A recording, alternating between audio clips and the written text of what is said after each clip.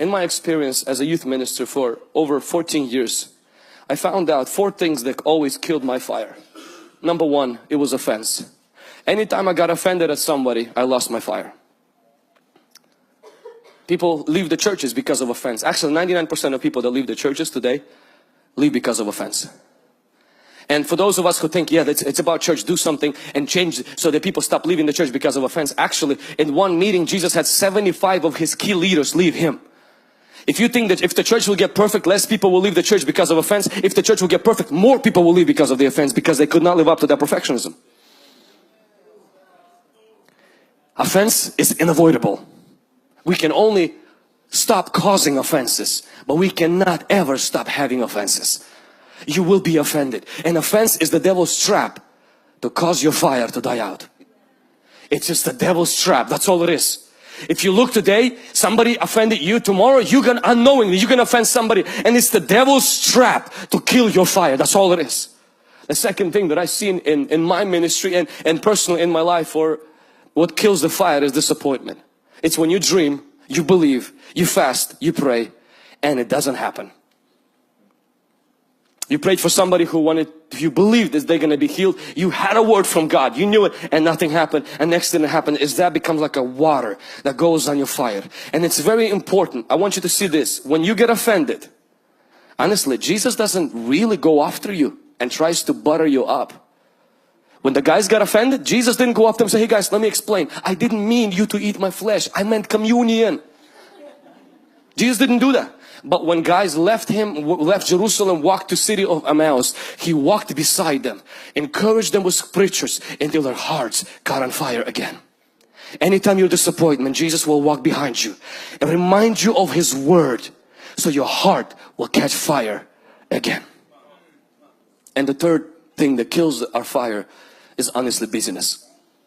It's when we become so busy that we don't have time to spend time with the Lord. We don't have time to even make it to church. And please understand, intimacy makes you fruitful, not busy. Busyness can be a result of intimacy, but busyness itself does not make you successful. Only intimacy with God makes you successful. If you are too busy to pray, you are too busy. If you are too busy to be with God, you are too busy. And this is what I know about busy people. You actually don't make more money. You make less. Because you break God's rule. God ordered for us to rest on Saturday. If you say, but I'm going to work 3 jobs, 4 jobs, I mark this. You will not make more money. Because God blesses order and you are out of order. God blesses order, not out of order. I mentioned how Chick-fil-A decided not to open its fast food restaurant chain on Sundays. And people said, did you know that on Sundays all the fast food restaurants make the most money? And the main guy of Chick-fil-A, he says, I know, but God said people should take a rest at least one day. And he says, and I'm gonna choose the most busiest day to rest. Average fast food restaurant makes $1 million a year. Chick-fil-A makes 5. Why? Because but it doesn't make sense. Nothing with God makes sense. But when you follow the order, God blesses you.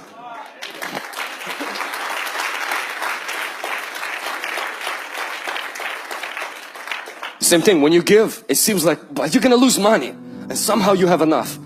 When you hold on to that, it seems like it's never enough. Business is good if it comes out of your fruitfulness and it doesn't affect your intimacy with God. But the moment you see your fire is dying out, your fire is dying out, cut back on some things. Catch your breath. Relax. You're still gonna die. Why work so hard that you waste you ruin your health to get more money, and then you spend your money to get your health back?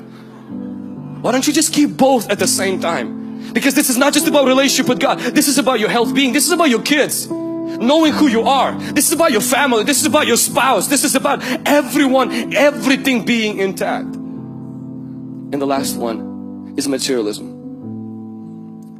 Materialism is not when you have stuff. It's when the stuff has you. I have this Apple Watch. I have this watch. this watch doesn't have me.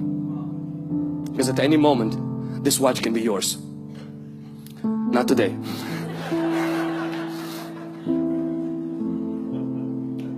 The most freeing thing for my relationship with God has been is when I can hold things without holding on to them. When God has the right to take anything out of my hand, and I have the privilege to take anything out of His pocket.